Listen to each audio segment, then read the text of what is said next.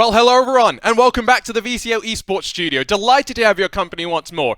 Today, we're going to talk about the blurring lines between virtual and reality. So often, we talk about that within the context of race car drivers. However, in the last couple of weeks, we've seen that in the form of liveries as well. Today, we talk about someone who's taken his vocal abilities from the sim over to the real world as well. DJ Clark, circuit commentator for SRO Motorsports, as well as sim racing commentator for GSRC RaceSpot, and who knows who else joins us now. DJ, how are you doing today? I'm doing well. It's a bright and beautiful morning in California, and I certainly can't complain. Yeah, I like how we have two guys in California. We said, let's make them do a podcast at 10 a.m. When we could have maybe woken up a little bit later. Let's talk a little bit, though, DJ, about how you got into all of this, because I think the thing that people don't realize, much like with myself, you got into commentary because of COVID.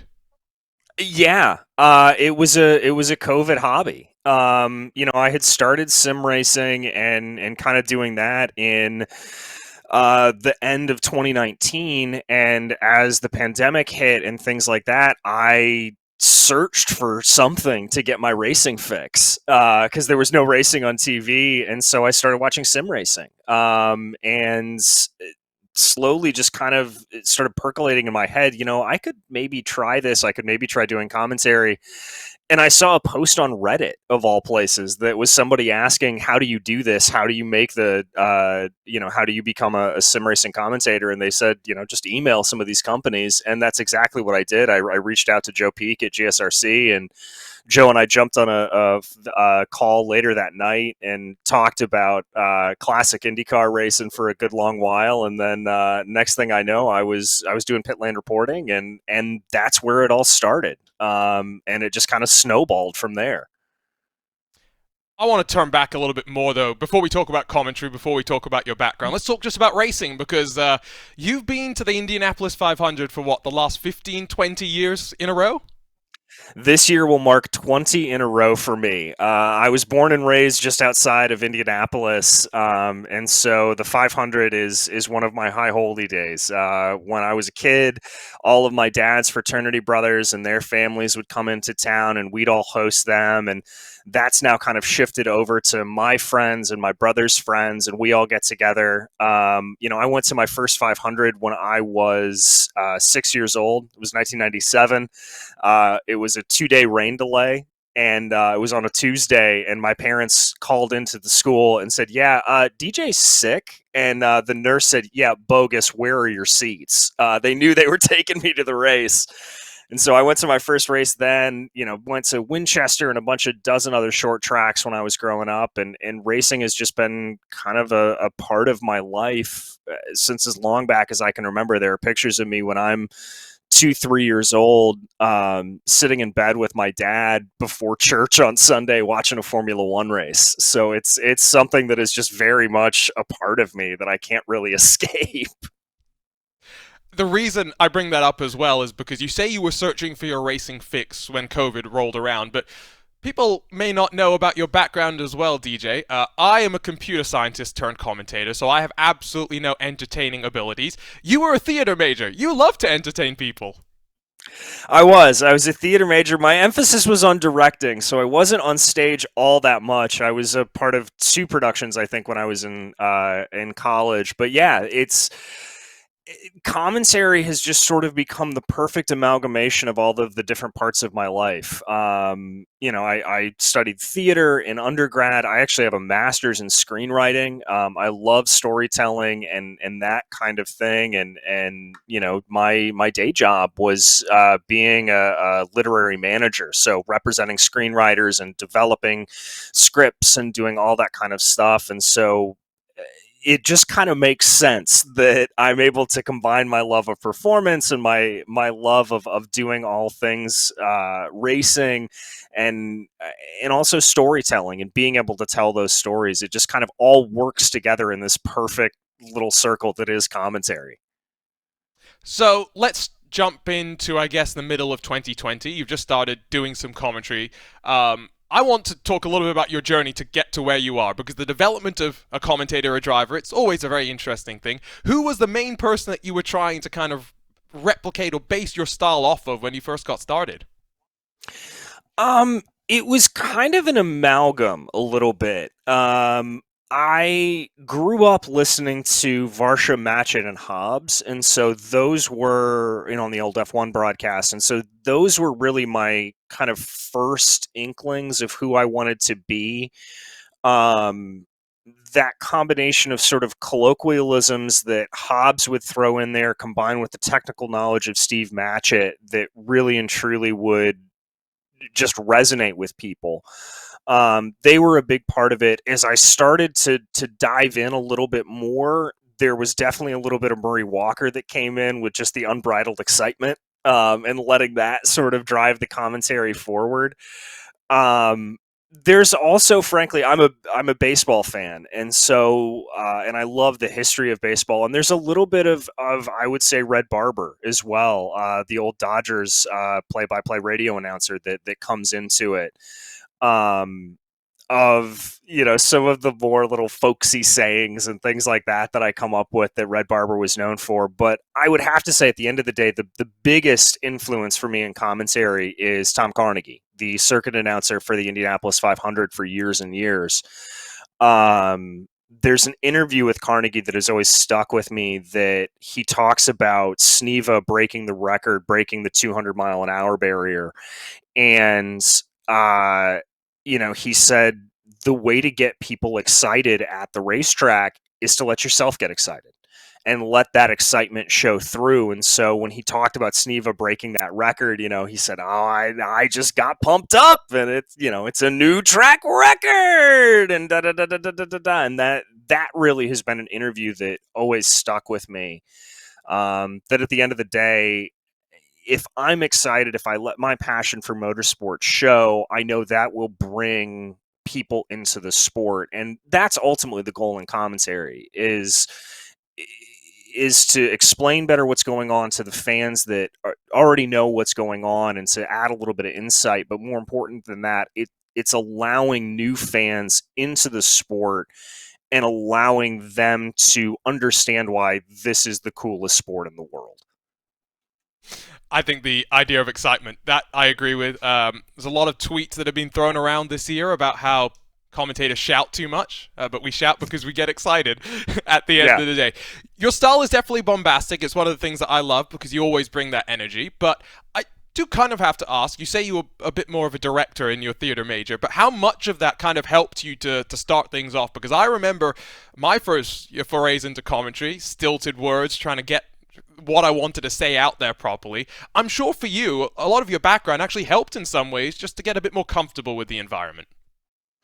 Yeah, it really did. I mean, one of the classes that I most loved when I was studying in theater, and to be clear, I was a directing major, but the way Belmont, where I went to school, the program worked is that you had to study everything.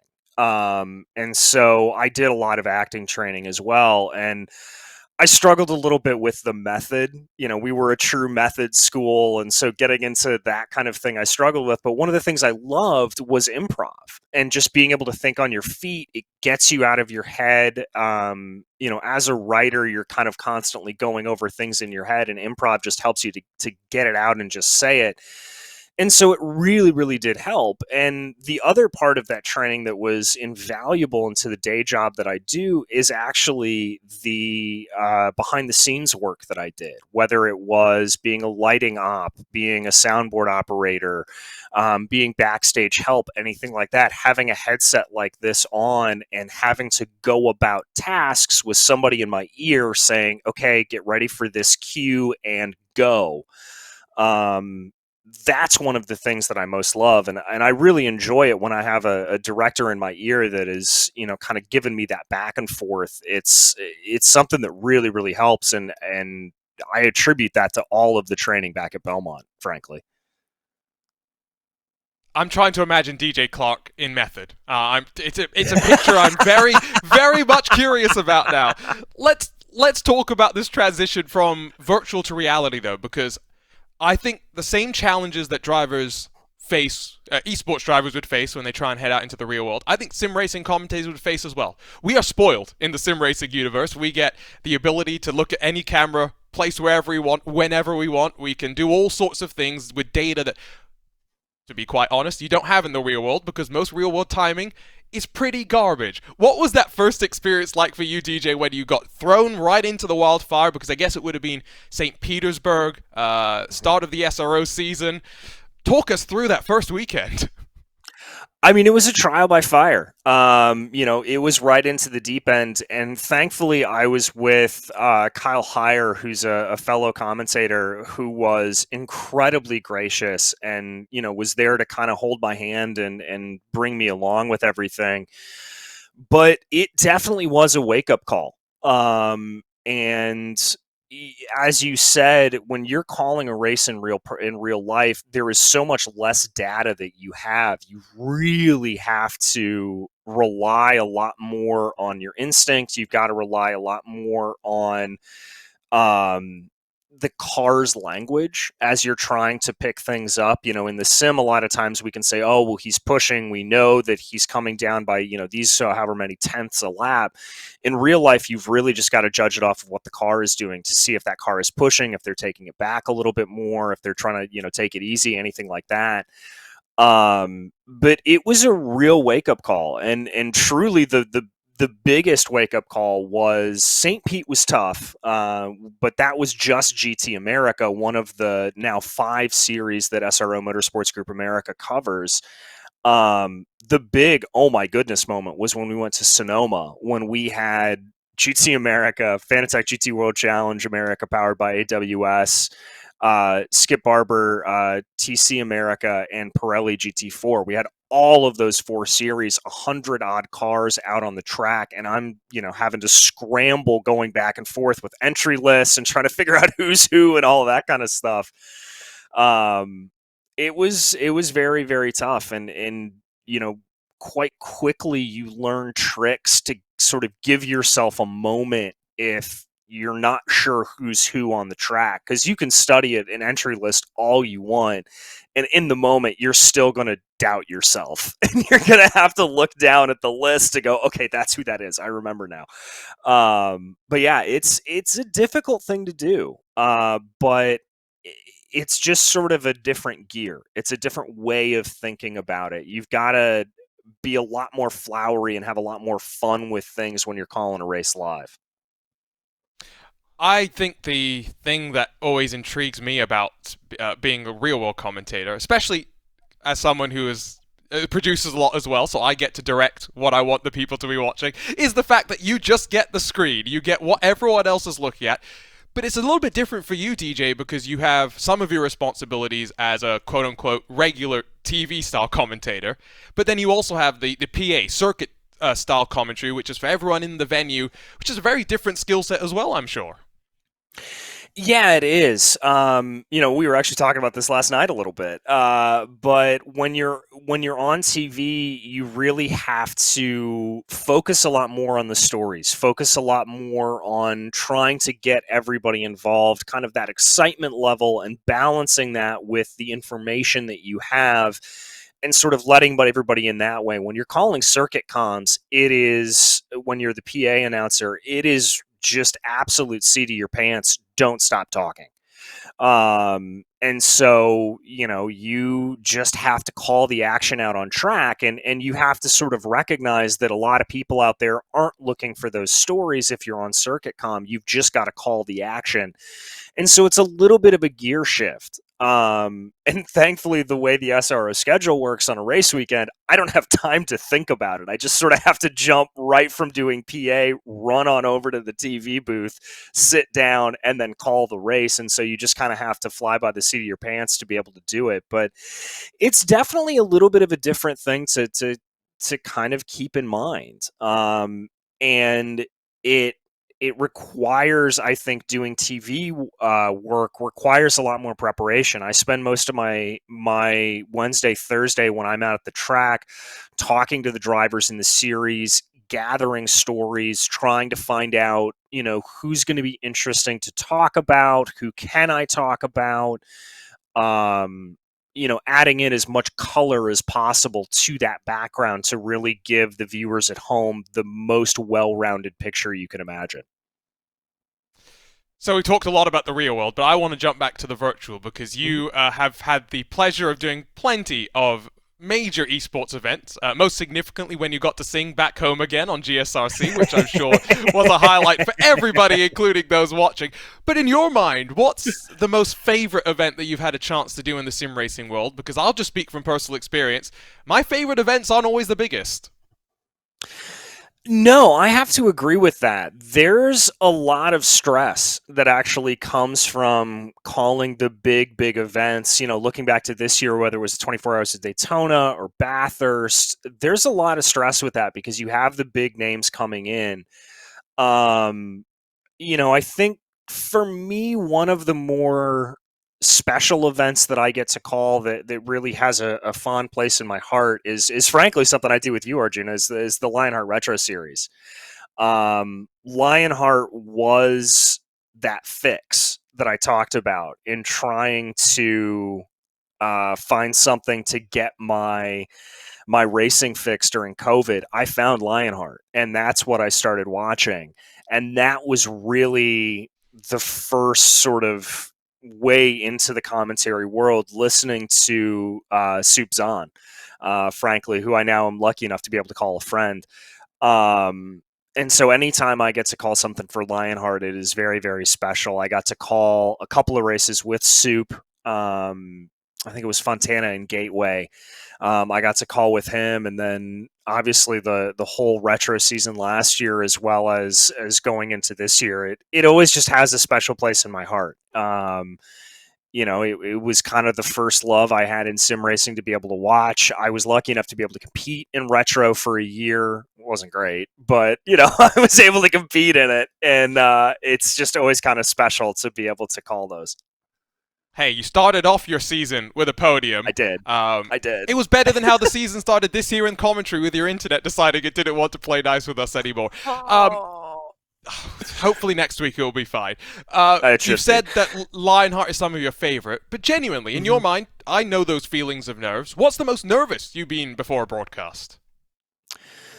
I was lucky enough to do some work for the FIA Motorsport Games. That was nerve wracking. That was very, very, blood pressure inducing, and that was really, really kind of got me going. Um, uh, I've also was I'm very, surprised very it's not nervous. indie, by the way. Uh, it is. It is. I mean, Indy is always nervous. It's you know Indy's Indy. I can't describe. Arjuna, you've seen me at Indianapolis. You know what I'm like at that race. That is, I make no joke about it. That is my high holy day. Going to Indianapolis is the most special thing in the world.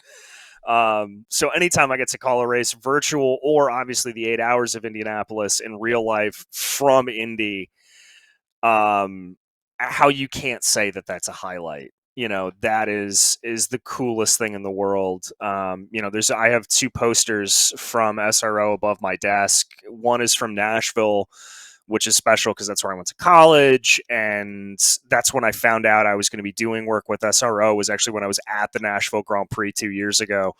And the other one's Indy because it's Indy and you can't beat it. You got to be part of history. You got to be part of the very Yep. first race into the night, and what a race it was as well. Because we got Oh. what was it, 2/10 at the end between first and second. It was remarkable. I want to start wrapping things up, but we're just getting into the conversation. It's one of those disappointing things of wanting to keep these Yeah. short and snappy, but wanting to dive into everything that we have. Let's talk about this year, getting to be part of the TV broadcasts with the Toyota GR86 series. But what's your goal moving forward? Of course, you still work as a literary agent behind the scenes, which takes, I'm sure, some of your focus, but you're continuing to dive your way into the world of commentary. Yeah, I mean the biggest goal for 2023, 2024 is just continue to establish a foothold. Continue to make a name for myself. I'm lucky enough that I'm going to be calling two races for Trans Am this year. I'm going to be up at the Detroit Grand Prix, and I'm going to be down in Nashville for them. And I'm hoping going forward that role can expand, as well as just kind of continuing to do what I'm doing and open up every opportunity available. That is the next step, is being able to make this completely full time.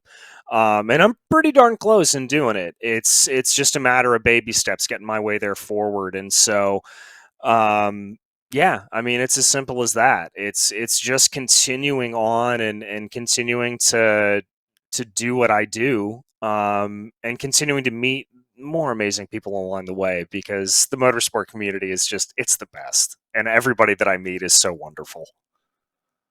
I can attest to that one. And I Yeah. would also say, if you're at any of the races DJ is commentating at, do send him a message. He was always willing to come and say hello to you, talk a little bit about motorsports.